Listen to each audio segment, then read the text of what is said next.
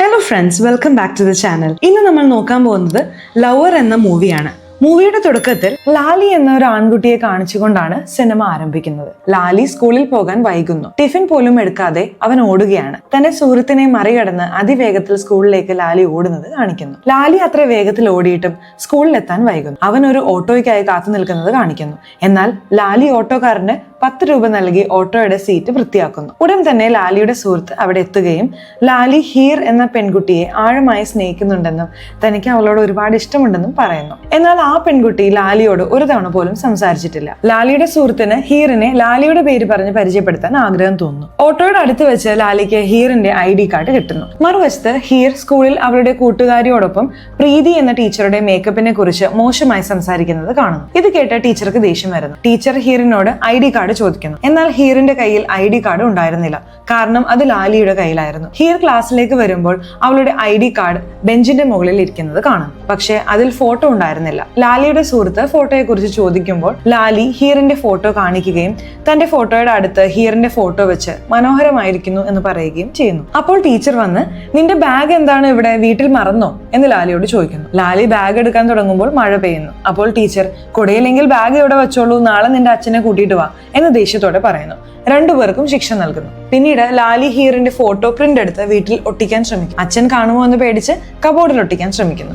പിന്നീട് അമ്മ കണ്ടാലോ എന്ന് പേടിച്ച് എന്ത് ചെയ്യണമെന്ന് അറിയാതെ കട്ടിലിനടിയിൽ ഒട്ടിക്കാൻ ആലോചിക്കുന്നു. പിന്നീട് തറയിൽ ഒട്ടിക്കാൻ ഒരു ഐഡിയ തോന്നുന്നു. അവിടെ ഒട്ടിച്ച് അത് നോക്കി സന്തോഷിക്കുന്നു. അടുത്ത ദിവസം വീണ്ടും ഓട്ടോയിൽ സീറ്റ് വൃത്തിയാക്കി ഓട്ടോയുടെ പിന്നാലെ പോകുന്നു. ലാലി മനഃപൂർവ്വം ദിവസവും സ്കൂളിൽ വൈകി എത്തുന്നു. എന്ത് ശിക്ഷ കിട്ടിയാലും അത് ഹീറിന് വേണ്ടിയാണെന്ന് കരുതുന്നു. ലാലിയുടെ സുഹൃത്തും അവനോടൊപ്പം ഉള്ളതുകൊണ്ട് ശിക്ഷ സുഹൃത്തിനും കിട്ടുന്നു. പിന്നീട് ലാലിയുടെ സുഹൃത്ത് ലാലിയോട് നീ ഹീറിനെ അവസാനമായി എപ്പോഴാണ് കണ്ടത് എന്ന് ചോദിക്കുന്നു. ലാലി കഴിഞ്ഞ ബുധനാഴ്ച എന്ന് മറുപടി പറയുന്നു. അപ്പോൾ ലാലിയുടെ സുഹൃത്ത് അവൾ എല്ലാ ബുധനാഴ്ചയും നിനക്ക് പ്രത്യക്ഷപ്പെടും എന്ന് പറയുന്നു. പിന്നീട് അവർ പ്രാക്ടിക്കൽ റൂമിന് സമീപം ഹീറിനെ ഒരു ചാർട്ട് പിടിക്കാൻ സഹായിക്കാൻ ശ്രമിക്കുന്നു. അപ്പോൾ രാഹുൽ എന്ന ആൺകുട്ടി ഹീറിനോട് അടുത്ത് സംസാരിക്കുന്നത് കാണുന്നു. ലാലി ആ കുട്ടിയെ കുറിച്ച് സുഹൃത്തിനോട് ചോദിക്കുമ്പോൾ അവൻ രാഹുൽ ഹീറിനെ വളയ്ക്കാൻ ശ്രമിക്കുകയാണ് എന്ന് പറയുന്നു. ആ വാക്ക് കേട്ട് ലാലിക്ക് ദേഷ്യം വരുന്നു. അതുവരെ രാഹുലിനെ ശ്രദ്ധിച്ചിരുന്നില്ല. അവന്റെ സുഹൃത്തിന്റെ മേൽ ദേഷ്യപ്പെടുന്നു. അവൻ ദേഷ്യപ്പെട്ട് സംസാരിക്കുന്നത് കാരണം വിദ്യാർത്ഥികളും ഹീറും ലാലിയെ ശ്രദ്ധിക്കാൻ തുടങ്ങുന്നു. ഹീർ തന്നെ നോക്കുന്നത് കണ്ട് ലാലിക്ക് സന്തോഷം തോന്നുന്നു. തന്റെ സന്തോഷത്തിന് അതിരുകളില്ലായിരുന്നു. എത്ര നാളുകൾ കഴിഞ്ഞാലും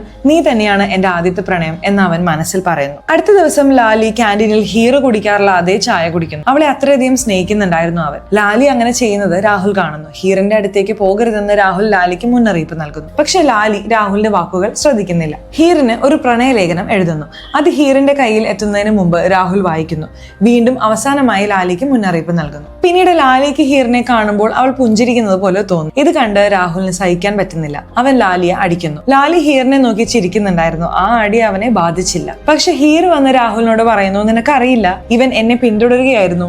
ദിവസവും ഓട്ടോക്കാരന് 10 രൂപ കൊടുത്ത് സീറ്റ് വൃത്തിയാക്കിയിരുന്നത് ആരാണെന്നും ദിവസവും എന്നെ പിന്തുടരുന്നത് ആരാണെന്നും എനിക്കറിയാം. എന്റെ ID കാർഡ് ക്ലാസ്സിൽ കൊണ്ടുവന്നതും നീയാണെന്ന് എനിക്കറിയാം. ഇത് കേട്ട് ലാലിക്ക് അതിയായ സന്തോഷം തോന്നുന്നു. അപ്പോൾ അവൻ സുഹൃത്തിനോട് ഞാൻ ജയിച്ചു, ഹീറിന് എന്റെ പേരറിയാം, ഞാൻ ചെയ്ത എല്ലാം അവൾക്കറിയാം എന്ന് പറയുന്നു. ഈ വാക്കുകൾ കേട്ട് ഹീറോയിൻ ചിരിക്കുന്നു. നീ എന്താണ് ചിരിക്കുന്നത് എന്ന് ലാലി ചോദിക്കുന്നു. നിനക്ക് വേണ്ടി ഞാൻ എന്തും ചെയ്യും. ദിവസവും വൈകി വരുന്നത് നിന്നെ കാണാനാണ്. നിനക്ക് വേണ്ടി ഓട്ടോയിൽ സീറ്റ് വൃത്തിയാക്കുന്നു, നിന്നെ പിന്തുടരുന്നു, നീ കുടിക്കുന്ന ചായ കുടിക്കുന്നു, ഓരോ നിമിഷവും നിന്റെ നിഴലായി ഞാൻ ഉണ്ടാവും എന്ന് ലാലി പറയുന്നു. അപ്പോൾ ഹീർ രാഹുലിനോട് ഇവൻ എനിക്ക് വേണ്ടി ഇത്രയൊക്കെ ചെയ്തു, നിന്നിൽ എന്ത് പ്രത്യേകതയാണുള്ളത് എന്ന് ചോദിക്കുന്നു. രാഹുൽ ഞാൻ ഹീറിന് വേണ്ടി രക്തം ചീന്തും എന്ന് പറയുന്നു. ആ വാക്കുകൾ കേട്ട് ലാലി തന്റെ ബാഗിൽ നിന്ന് ബ്ലേഡ് എടുത്ത് കൈത്തണ്ടയിൽ ഹീർ എന്ന് എഴുതുന്നു. അത് കണ്ട് എല്ലാവരും ഭയപ്പെടുന്നു. രാഹുൽ വെറുതെ വീരവാദം പറയുകയായിരുന്നെന്ന് വ്യക്തമാവുന്നു. പിന്നീട് ലാലി ഹീറിന് വേണ്ടി തന്റെ രക്തം ഒഴുക്കാൻ തയ്യാറാണ് എന്ന് പറഞ്ഞ് ബോധം കെട്ട് വീഴുന്നു. അന്ന് രാത്രി ഹീർ ലാലിയെ ഓർത്ത് വിഷമിച്ചിരിക്കുന്നു. രാവിലെ അമ്മയോട് സ്കൂളിൽ എനിക്ക് വേണ്ടി ഒരു ആൺകുട്ടി കൈമുറിച്ചു എന്ന് പറയുന്നു. ഹീറിന്റെ അമ്മ കൂടുതൽ രക്തം പോയാൽ മരണം വരെ സംഭവിക്കാൻ സാധ്യതയുണ്ട് എന്ന് പറയുന്നു. ആ വിഷയം ഓർത്ത് ഹീർ ഓട്ടോയുടെ അടുത്ത് നിൽക്കുന്നു. ഇന്ന് ഓട്ടോയിൽ സീറ്റ് വൃത്തിയാക്കിയിട്ടില്ല, ലാലിക്ക് എന്തു പറ്റിയാവോ എന്നവൾ വിഷമിക്കുന്നു. അപ്പോഴേക്കും ലാലി ഹീറിന്റെ ഓട്ടോയുടെ പിന്നാലെ വരുന്നത് കാണുന്നു. അവൾക്ക് സമാധാനമാവുന്നു. അന്നു മുതൽ ഹീറിന്റെ മനസ്സിൽ ലാലിയോട് പ്രണയം മുട്ടിടുന്നു. ലാലിയും ഹീറും പരസ്പരം സംസാരിക്കാൻ തുടങ്ങുന്നു. ദിവസവും ലൈബ്രറിയിൽ ഹീർ പഠിക്കുമ്പോൾ ലാലി വന്ന് സംസാരിക്കും. പിന്നീട് രാത്രി ഹീർ ടെറസിന് മുന്നിൽ നിൽക്കുമ്പോൾ ലാലിയോട് എങ്ങനെ സംസാരിക്കുമെന്ന ആശങ്കയിലായിരുന്നു. കാരണം എല്ലാവരും ടെറസിന് മുകളിൽ ഉണ്ടാകും. അപ്പോൾ ലാലി ലൈറ്റ് ഓൺ ചെയ്ത് സിഗ്നൽ നൽകുന്നു. അങ്ങനെ ഇരുവരും ലൈറ്റുകൾ ഓൺ ചെയ്തും ഓഫ് ചെയ്തും സംസാരിക്കുന്നു. ഇങ്ങനെ സംസാരിച്ച് ദിവസങ്ങൾ കടന്നു പോകുന്നു. അടുത്ത ദിവസം ഹീറിന്റെ അമ്മാവൻ ഒരു കടയുടെ രജിസ്ട്രേഷന് വേണ്ടി അവരുടെ വീട്ടിൽ വരുന്നു. ഹീർ എന്റെ പേരിൽ എന്തിനാണ് കട ഇത് നിയമവിരുദ്ധമല്ലേ എന്ന് ചോദിക്കുന്നു. അപ്പോൾ അവളുടെ അമ്മ ഹീറിനെ നിശബ്ദയാക്കുന്നു. അവളുടെ അമ്മ ഹീർ ശരിയാണ് സംസാരിക്കുന്നതെന്ന് മുഖഭാവത്തിലൂടെ കാണിച്ച് പിന്നീട് സംസാരിക്കാമെന്ന് പറഞ്ഞ് പൈസയും രജിസ്ട്രേഷൻ പേപ്പറുകളും അവിടെ വെച്ച് പോകുന്നു. ഹീർ അമ്മയോട് അമ്മാവൻ എന്താ എന്നോടൊന്നും പറയാതിരുന്നത് എന്ന് ചോദിക്കുന്നു. അവളുടെ അമ്മ അവനെ പിണക്കരുത്, നമ്മുടെ വീട്ടു ചെലവൊക്കെ നിന്റെ അമ്മാവനാണ് നോക്കുന്നത് എന്ന് പറയുന്നു. അടുത്ത സീനിൽ ഹീറും അമ്മയും ഓട്ടോയിൽ പോകുന്നു. അപ്പോൾ ലാലി അവരെ പിന്തുടരുന്നു. അപ്പോഴേക്കും രാഹുൽ അവിടെ എത്തുന്നു. ലാലിയെയും രാഹുലിനെയും ഹീറിന്റെ അമ്മാവൻ കാണുന്നുണ്ട്. അയാൾ രാഹുലിന്റെ സൈക്കിൾ ചെയിൻ ഊരിയെടുത്ത് ഇനി ആരെങ്കിലും പിന്തുടർന്നാൽ കൊന്നുകളയും എന്ന് പറയുന്നു. അപ്പോൾ രാഹുൽ പേടിച്ച് ലാലിയുടെ പേര് വിളിച്ചു പറയുന്നുണ്ട്. നടന്നതെല്ലാം അമ്മാവന് മനസ്സിലാവുന്നു. അവളുടെ അമ്മ ഒരു കടയിൽ സാധനം വാങ്ങാൻ പോകുന്നുണ്ട്. ലാലി ഹീറിന് മൈലാഞ്ചി ഇടുമ്പോൾ അവളുടെ കയ്യിൽ തന്റെ പേര് എഴുതുന്നു. ആ സമയത്ത് ഹീറിന്റെ അമ്മ കടയിൽ നിന്ന് തിരിച്ചു വരുന്നുണ്ട്. ഹീറിന്റെ അമ്മ ലാലിയുടെ മൈലാഞ്ചിയിലെ പേര് ശ്രദ്ധിക്കുന്നുണ്ട്. ലാലിയും സുഹൃത്തും ഹീറിനെ പിന്തുടരുന്നത് അമ്മാവൻ കാണുന്നു. അമ്മാവൻ ഹീറിനോട് നേരിട്ട് നമ്മുടെ ജീപ്പിനെ പിന്തുടരുന്ന ആ പയ്യൻ ആരാണ്, ക്ലാർക്കിന്റെ മകനോ എന്ന് ചോദിക്കുന്നു. ഹീർ ഒന്നും മിണ്ടുന്നില്ല. ഉടൻ അമ്മാവൻ ജീപ്പ് നിർത്തി ലാലിയെ കണക്കിന് തല്ലുന്നു. ഹീർ നിലവിളിക്കുമ്പോൾ അമ്മാവൻ ഹീറിനെയും അടിക്കുന്നു. ലാലി അമ്മാവനെ തടയാൻ ശ്രമിക്കുമ്പോൾ അത് കണ്ട് അമ്മാവന് ദേഷ്യം വരികയും ലാലിയെ കൂടുതൽ അടിക്കുകയും ചെയ്യുന്നു. പിന്നീട് ഹീറിനെ വീട്ടിൽ കുറെ ദിവസത്തേക്ക് പുറത്തിറങ്ങാൻ അനുവദിക്കാതെ പൂട്ടിയിടുന്നുണ്ട്. കുറെ ദിവസങ്ങൾക്ക് ശേഷം ഹീർ സ്കൂളിൽ വരുന്നു. അവളോടൊപ്പം 2 അംഗരക്ഷകരും ഉണ്ടാകും. അവൻ ഹീറിനെ ആരെയും കാണാൻ അനുവദിക്കുന്നില്ല. ലാലിക്ക് അവളോട് സംസാരിക്കാൻ സാധിക്കുന്നേ ഇല്ല. അന്ന് രാത്രി ലാലി ഹീറിന് വേണ്ടി ടെറസിന് മുകളിൽ കാത്തിരിക്കുന്നു. ഹീറിന്റെ ഭാഗത്ത് നിന്ന് സിഗ്നൽ ഒന്നും വരുന്നില്ല. കുറച്ചു സമയത്തിന് ശേഷം ആ സിഗ്നൽ വരുന്നത് നിലയ്ക്കുന്നു. ലാലിക്ക് ഹീറിനെ എന്തോ ആപത്തുണ്ടെന്ന് തോന്നി പരിഭ്രാന്തനാകുന്നു. ഉടൻ തന്നെ ഹീറിന്റെ വീട്ടിലേക്ക് ഓടുന്നുണ്ട്. അവൾ സുഖമായിരിക്കുന്നു. ഹീർ തന്റെ കൈത്തണ്ടയിൽ ലാലിയുടെ പേര് എഴുതിയിരിക്കുന്നു. ലാലി ഹീറിനെ ആലിംഗനം ചെയ്യുന്നുണ്ട്. ഹീർ ലാലിയോട് നീ എനിക്ക് വേണ്ടി ജീവൻ തരാൻ തയ്യാറാണെങ്കിൽ ഞാനും നിനക്ക് വേണ്ടി ജീവൻ തരും എന്ന് പറയുന്നു. അവരുടെ സംസാരം അമ്മാവൻ കേൾക്കുന്നുണ്ട്. അയാൾ ലവ് ബേർഡ്സുകളെ പോലെ ഇരുവരെയും പിടിച്ച് ഹീറിനെ മുറിയിൽ പൂട്ടിയിടുന്നു. അമ്മാവന്റെ ആളുകൾ ലാലിയെ അടിക്കുന്നുണ്ട്. ലാലിയുടെ സുഹൃത്ത് എങ്ങനെയോ ലാലിയെ രക്ഷപ്പെടുത്തുന്നു. ലാലി രാവിലെ വീട്ടിലെത്തുമ്പോൾ അവിടെ ബഹളമാണ്. അമ്മാവന്റെ ആളുകൾ വീട്ടുകാർക്ക് മുന്നറിയിപ്പ് നൽകിയിരുന്നു. ലാലിയെ അച്ഛന്റെ റൂമിൽ പൂട്ടിയിടുന്നു.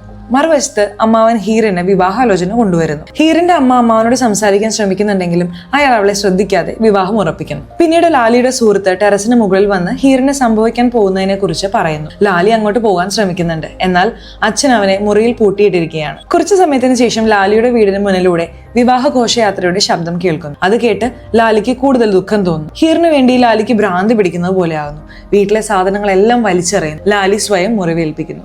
മറുവശത്ത് ഹീറിന്റെ തലയിൽ സിന്ദൂരം ചാർത്തുന്നു. വേറൊരു വശത്ത് ലാലി വിഷം കുടിക്കാൻ ശ്രമിക്കുന്നുണ്ട്. ഹീറിന്റെ വിവാഹം നടക്കുമ്പോൾ ലാലിയെ ആശുപത്രിയിലേക്ക് കൊണ്ടുപോകുന്നു. ഇരുവരുടെയും കാർ ആംബുലൻസിന് അടുത്തടുത്ത് പോകുന്നു. അങ്ങനെ സമയം കടന്നു പോകുന്നുണ്ട്. 3 വർഷങ്ങൾക്ക് ശേഷം ലാലി ഒരു മദ്യപാനിയായി മാറുന്നു. പ്രണയപരാജയത്തിന്റെ പാട്ടുകൾ പാടുന്നു. പിന്നീട് ലാലി സുഹൃത്തുക്കളോടൊപ്പം വീട്ടിലേക്ക് വരുമ്പോൾ ദൂരെ നിന്ന് ഹീറിന്റെ വീട്ടിലെ ലൈറ്റുകൾ കാണുന്നു. ലാലി വീട്ടിലെത്തുമ്പോൾ അവന്റെ കുടുംബം മറ്റൊരിടത്തേക്ക് മാറിയിരുന്നു. ലാലി വീട്ടിലെ ഒഴിഞ്ഞ മുറിയിൽ ഹീറിന്റെ ഫോട്ടോയോട് സംസാരിച്ചിരിക്കുന്നു. അത് കണ്ട് അവന്റെ മാതാപിതാക്കൾക്ക് മകന്റെ അവസ്ഥയിൽ ദുഃഖം തോന്നുന്നുണ്ട്. അടുത്ത ദിവസം രാവിലെ ലാലി സുഹൃത്തിനോടൊപ്പം ഒരു ധാബയിലേക്ക് പോകുന്നു. അവിടെ സുഹൃത്ത് ലാലിക്ക് വേണ്ടി വെയിറ്റർ ജോലി ശരിയാക്കുന്നു. ലാലി ആദ്യം വിസമ്മതിക്കുന്നുണ്ടെങ്കിലും പിന്നീട് സമ്മതിക്കുന്നു. അവിടെ വെച്ച് അവന് ഡിംപിൾ എന്ന പെൺകുട്ടിയെ പരിചയപ്പെടുന്നു. അവൾ ആ പരിപാടിയുടെ മാനേജറാണ്. അവർ 3 പേരും ചേർന്ന് മദ്യപിച്ച് അവിടെ പാടുന്ന ഗായകന്റെ പാട്ട് തടസ്സപ്പെടുത്തി ബഹളമുണ്ടാക്കുന്നു.